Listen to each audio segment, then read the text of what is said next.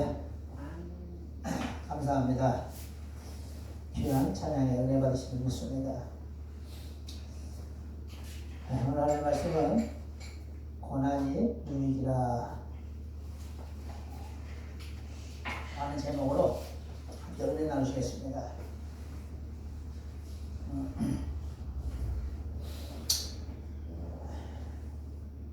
세상에 고난이 없는 사람은 없어요. 인류의 역사가 생긴 이래 왜 사느냐 하는 문제보다 더 심각한 문제가 왜 우리에게 고난이 오는가, 왜 고통이 오는가 하는 질문이 사실은 심각한 겁니다. 사람이 인생을 살아가면서 고난이나 환난이 없다면 이보다 더 재미있는 세상은 없어요. 그죠? 요즘 얼마나 세상 좋습니까?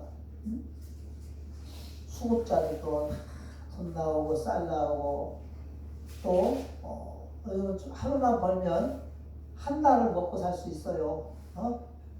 그냥 요즘은 그냥 하루 벌면 쌀 한 짝 사잖아요. 요즘 노가대 하루 가면 16만 원씩 줘요. 그러면 쌀 20kg 한 포 팔아서 실컷 먹어요. 좋은 세상이에요. 그런데 문제는 이 육신의 고난만 없으면 좋겠는데 이 육신의 고난 때문에 고난이 온다라는 겁니다. 혈압, 당뇨, 암, 혈관 문제, 그냥 또 돈에 대한 고난, 전쟁에 대한 고난, 또 요즘은 기름값이 왜 이렇게 올라가요? 갑자기 기름값이 2,000원이 거의 다 돼가고 있어요. 전 또 그게 고난이네? 불과 일주일 전만 해도 기름값이 1,500원이었던 게 일주일 만에 2,000원이 돼버렸습니다. 기름 넣기가 이제는 두려워요. 그런데 하나님께서는 인간의 이 고난의 문제를 해결해 주시려고 하나밖에 없는 아들 예수님을 이 땅에 보내주셨어요. 그래서 주님이 오셨고 그 주님께서 마태복음 10장 28절에 이렇게 말씀하십니다. 수고하고 무거운 짐진 자들아 다 내게로 오라. 내가 너희를 어떻게 하리라? 쉬게 하리라. 쉬게 하리라.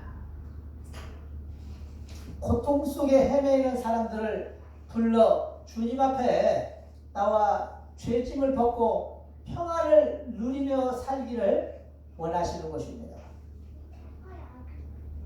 이 장석수 시인이 쓴 대추 하나라는 시가 참 재밌는데 이 시를 소개해드리면 그래요. 대추가 저절로 붉어질 리 없다. 그 안에는 태풍 몇 개, 저 안에는 천둥 몇 개, 저 안에는 번개 몇 개가 들어가서 붉게 익는 것일 게다.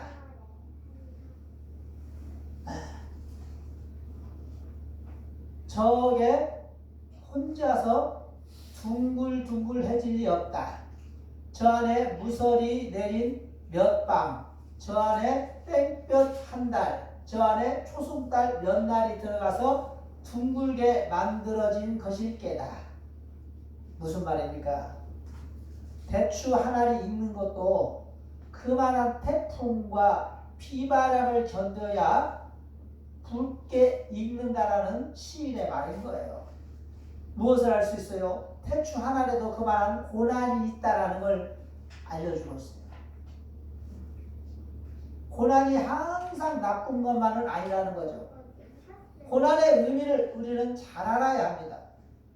본문에 대해서는 고난이 얼마나 복된 것인가를 말하고 있어요. 그런데 사람들이 이것을 알지 못합니다. 그래서 원망하고 고난이 오면 불평하죠.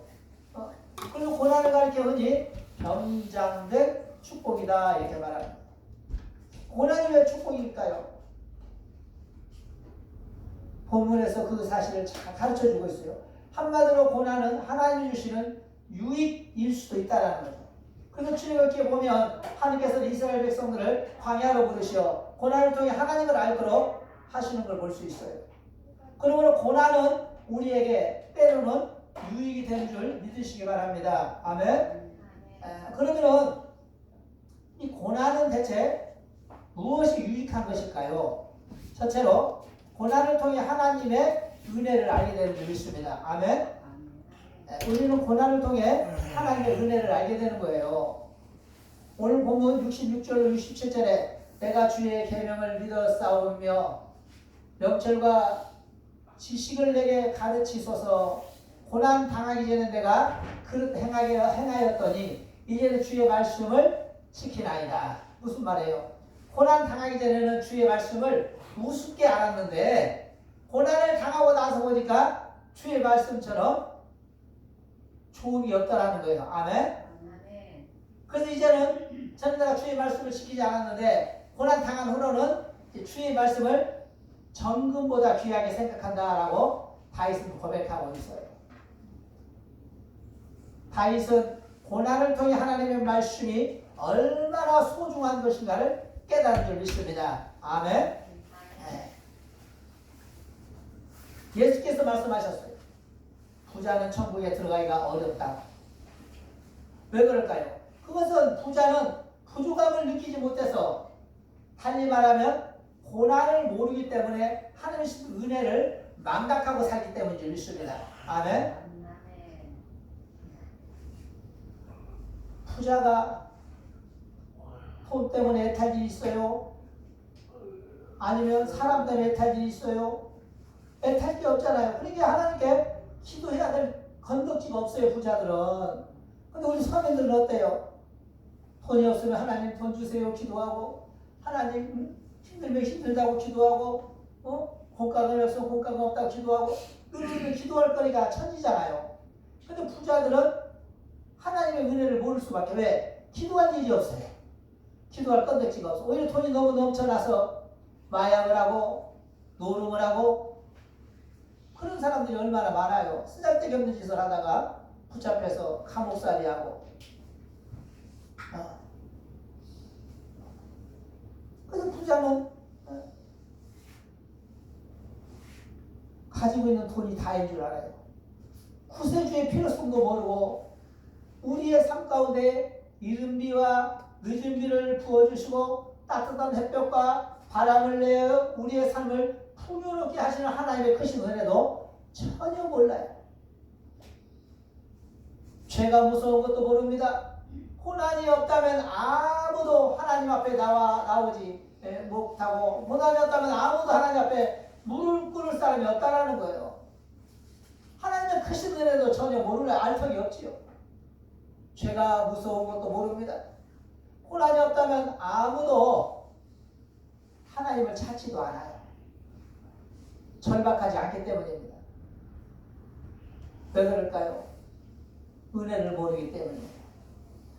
고난을 모르던 바울은 은혜를 망각하여 그리스도인들을 핍박하면서도 죄인 줄 전혀 모르고 살았지만, 그가 다메섹에서 예수를 만나고 고난을 받게 되자 바울은 이렇게 고백합니다. 나의 나된 것은 하나님의 은혜라. 뜨겁게 고백합니다. 또 누가 11장의 부자도 그랬어요. 날마다 잔치하며 세월 가는 줄 몰랐어요. 그는 지옥에 떨어져서야, 그제서야 은혜를 모르고 살았음을 깨닫고 후회하기 시작하지만 후회는 늦어요. 반면에 거짓 나사로는 질병과 가난으로 고통의 삶을 살았지만 고난 때문에 하나님의 은혜를 알았기에 천사들의 손에 붙들려 천국에 들어간 줄 믿습니다. 아멘. 이 카프만 부인의 광야의 샘이라는 글에 이런 이야기가 있어요. 하루는 이 카프만 여사가 누에 꼬치를 좀 키웠는데, 누에를 키웠는데, 이 누에가 번데기가 되고 다 되자 번데기에 구멍이 조그맣게 뚫리는 거예요. 누에 고추에 구멍이 뚫리니까 그 구멍 사이로 번데기들이 나오면서 안간힘을 쓰는 거예요. 나오려고 막 몸을 비집고 막 날개를 비집고 막 온 힘을 다해서 나오는데 안쓰러운 거예요. 보니까. 그런데 그렇게 나오긴 나오더라는 거 보니까 한두 마리가 나오더니 좀 있으니까 날개 짓을 하며 하늘로 날아가 버려요. 그래서 순종한 부인이 다음에 또 다른 나비가 또 나오려고 몸부림을 쳐. 안쓰럽더라고 이것이. 그래서 가위를 가지고 빨리 나오게 하려고 누에고치의 구멍을 동그랗게 도려내줬어. 그때 누에고치가 쉽게 나와. 좁으니까. 그런데 문제가 생기는 거야. 왜? 나오긴 나왔는데 날질 못하는 거야. 날질 못해. 날질 못해. 도와주었으면 잘 날아가야 되는데 쉽게 나왔으니까 날질 못하는 거예요. 그래서 서적을 찾아보니까 그러는 거죠. 어떤 것이 있어요? 이 누에고추는 이 나방은 그 좁은 구멍을 필사적으로 빠져나오면서 날개에 힘이 생긴다는 거예요. 힘이 생기고 영양분이 싹 날개 끝까지 공급돼. 그래서 그 공급된 힘으로 나오자마자 날 수 있는 저력이 생기는데, 이 안간힘을 안 쓰고 그냥 쉽게 나왔더니 영양분이 미쳐 내려갈 시간도 없으니까 날개가 쪼그라진 채로 펴지질 않는 거예요. 그래서 결국 그 나방은 날지를 못하더라는 거예요. 그래서 알았어요. 그렇구나. 이 나방 얘기는 이 좁은 구멍을 통해 나오는 고난을 통해서 그게 반드시 필요하구나. 그 고난이 없이는 날 수 없는 거구나. 그제서 알았다는 거죠. 아멘. 우리도 때로는 누군가가 고난당하고 있을 때 도와주면 모든 것이 해결될 걸 알지만 그 사람의 고난은 또 그 사람이 당해야 될 고난이 있는 거예요. 아멘. 그래 하나님의 은혜를 깨닫는 것입니다. 그 은혜를 깨닫고 나면 그 사람이 하나님의 은혜를 그제서야 깨닫고 알게 되는 때가 있는 거예요.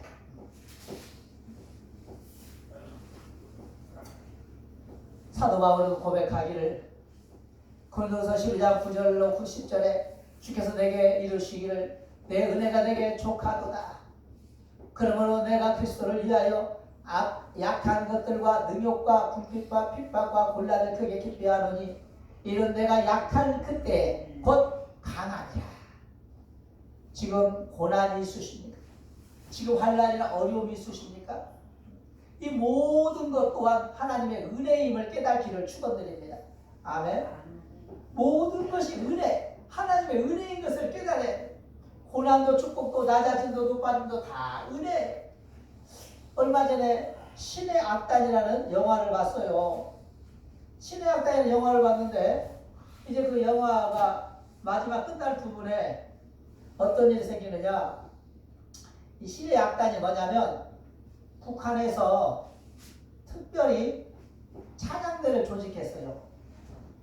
왜? 그 찬양대를 조직해서 공연을 하면 2억 불을 준대. 2억 불. 2억 불을 엄청난 돈이잖아. 2억 불이면. 그러니까 이 2억 불을 준다고 하니까 그 2억 불이면 그야 2조 되는 거예요. 2조. 어마어마한 돈이에요. 2조면. 네? 그러니까 어쨌든 2조 정도 되는 거. 2조 정도 되는데 2억 불이면 2조 정도 되는데 이 어마어마한 돈을 준다고 하니까 북한에서 눈이 뒤집어져 안 뒤집어져요. 뒤집어지니까 원래 찬양을 하면 안 되거든 북한에서는.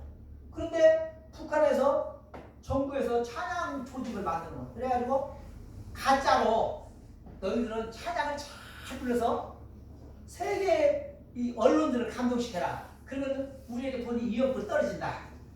알았냐? 예, 알겠습니다. 그래가지고 내가 찬양대를 조직해갖고 찬양을 하라. 그런데 이 찬양대가 찬양을 하다 보니까 너무나 은혜가 돼가지고 하나님을 믿게 돼버렸어. 너무나 은혜가 돼가지고. 그러니까 이 정부 당국에서 자들은 이미 그리스도인들이니까 다 죽이라는 거예요. 찬양 공연이 끝나면 다 죽이라고 했어. 그리고 그 얘기가 찬양대들에게 들어간 거예요. 여러분, 우리 내일 공연이 끝나면 다 총살당한답니다. 이 8명이 총살당한다는 거예요. 처음에는 다들 눈물을 흘립니다. 우리가 무엇을 잘못해서 우리는 북한 당국이 하라는 대로 찬양을 열심히 한 것뿐인데 왜 우리가 총살을 당하여 하다가 어떤 한 나이든 노인 찬양악단 한 명이 찬양을 하는 거예요. 모든 것은 은혜, 은혜, 은혜, 끝없는 은혜 이러면서 찬양을 하니까 8명이 다 같이 그 찬양을 하고 부르는 거예요. 갑자기 막 눈물을 흘려요. 은혜, 이 무슨 뜻이에요? 은혜가 내일 총살을 당해 죽는 것도 하나님의 은혜라는 거예요. 아멘. 내일 지금 우리가 이 공연이 끝나고 나면 북한 당국에 총살을 당해 죽는데 그것도 은혜라는 거예요. 고백하는 거예요. 그것도 은혜라고.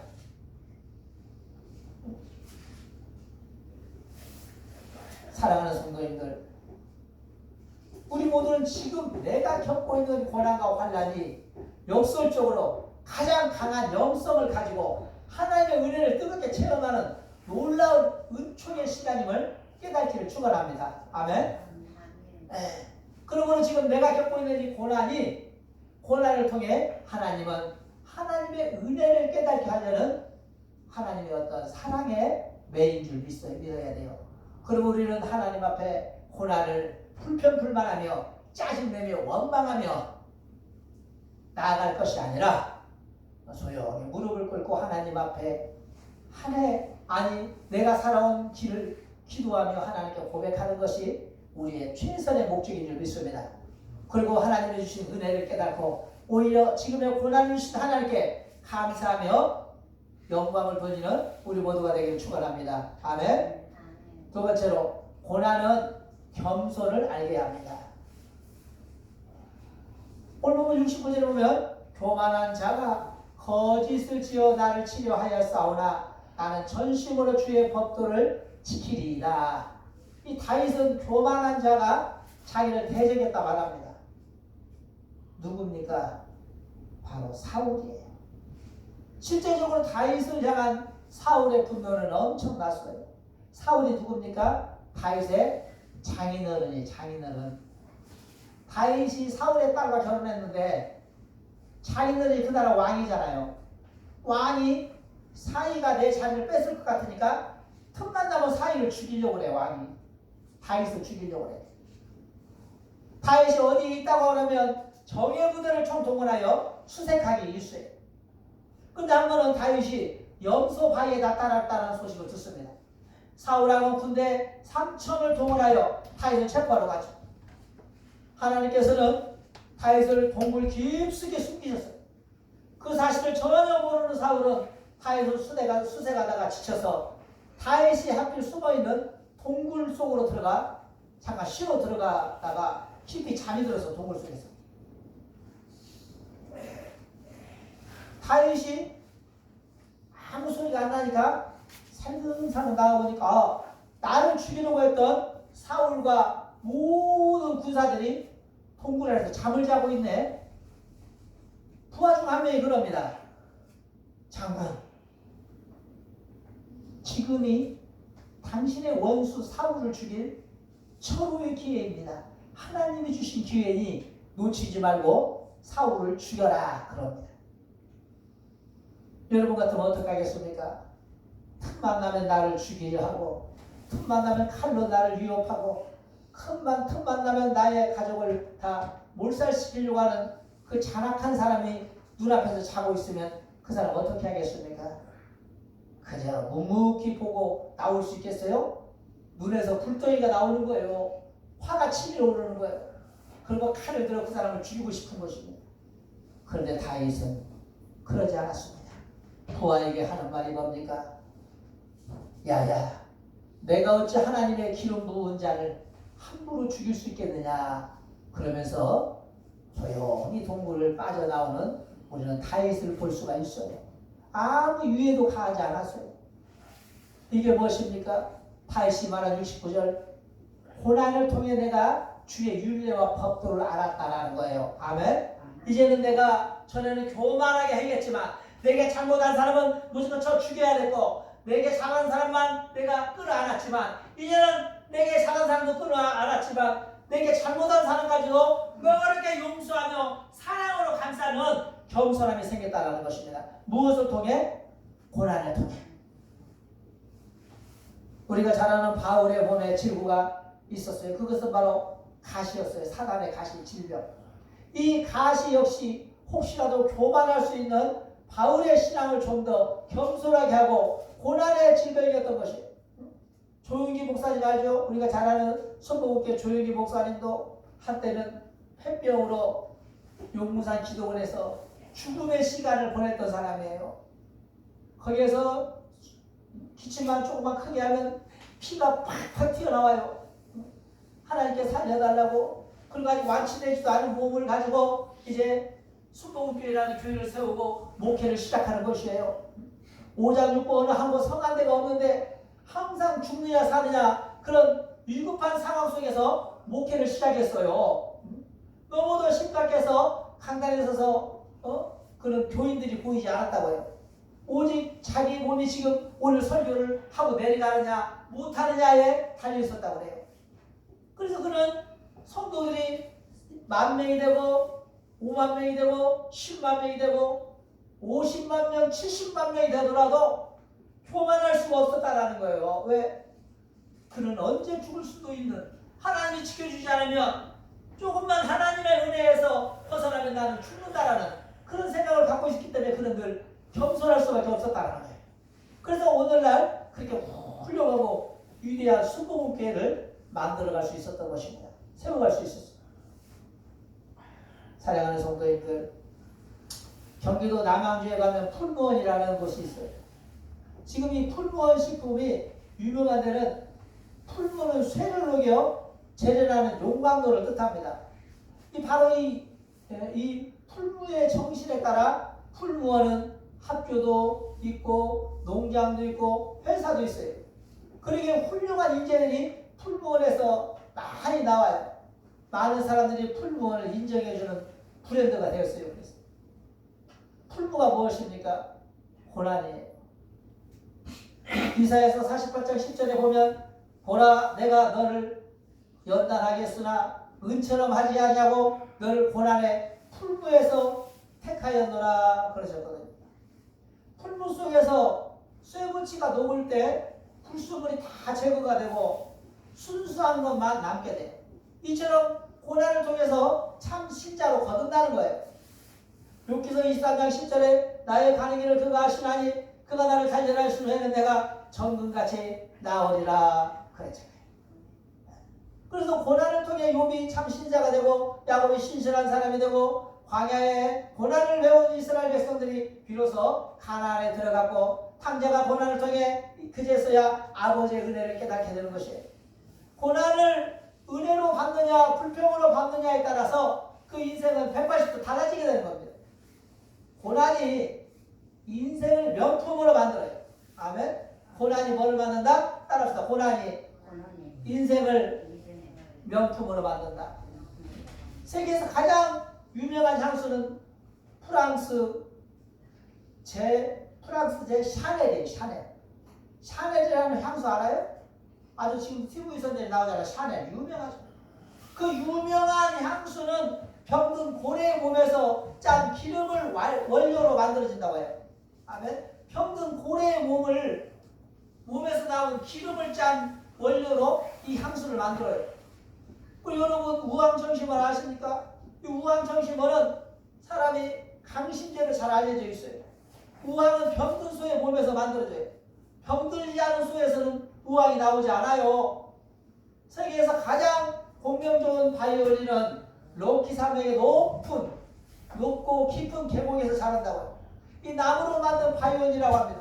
이처럼 하나님 주신 고난을 불평으로 받으면 요나처럼 풍랑을 만나고 나오미처럼 남편을 잃고 자식도 잃고 고난을 받게 되지만 고난을 잘 극복하기만 하면 다윗처럼 바울처럼 요처럼 하나님 앞에 귀히 쓰임받는 축복의 그릇이 되는 줄 믿습니다. 아멘. 그래서 시인은 오늘 본문의 119편 71절에 고난당한 것이 내게 유익이라 이로 인하여 내가 주의 율례를 배우게 되었나이다 라고 고백하지 않습니까? 로마서 8장 18절에서 사도 바울은 생각한데 현재의 고난은 장차 우리에게 나타날 영광과 좋게 비교할 수 없도다 라고 했습니다. 고난을 두려워하면 고통과 좌절뿐이지만 고난을 하나님께 맡기면 놀라운 축복이 되는 것을 믿음으로 받기를 축원합니다. 아멘. 그러므로 사랑하는 성도님들, 하나님 주신 고난은 오늘 두 가지예요. 첫째로는 하나님의 은혜를 깨닫게 하려고 고난을 주셨어요. 두 번째로는 우리의 교만함을 꺾어버리고 겸손한 성도가 되게 하려고 고난을 주신 줄 믿습니다. 그러므로 고난을 통해 더욱 단련을 받아 하나님이 기뻐하시는 믿음의 성도들로 거듭나는 우리 모두가 되어주시기를 간절히 축원드리며 말씀을 마칩니다. 기도합니다. 자, 우리 고맙고 저버리신 하나님 감사합니다. 아버지 하나님, 오늘 아버지 고난을 통해 아버지 은혜를 깨닫게 하신 하나님, 고난을 통해 겸손을 알게 하신 하나님, 너무나 감사를 드립니다. 우리 함께 사는 성도님들, 하나님 말씀 주신 겸손과 아버지 은혜를 아버지 더욱더 중시하며 하나님 앞에 고난을 감사함으로 받아들이는 우리 모두가 되므로 더욱더 성숙한 성도가 되어서 하나님께 영광을 돌리며 죄를 부흥케 하며 가정을 복되게 만들어가는 우리 모두가 되게 하여 주옵소서. 오늘 귀한 말씀을 하시면 감사드리며 예수님 이름으로 기도합니다. 아멘. 찬송가 483장 부르시겠습니다. 우리 김장선님 수고해 주세요. 양희연 선거.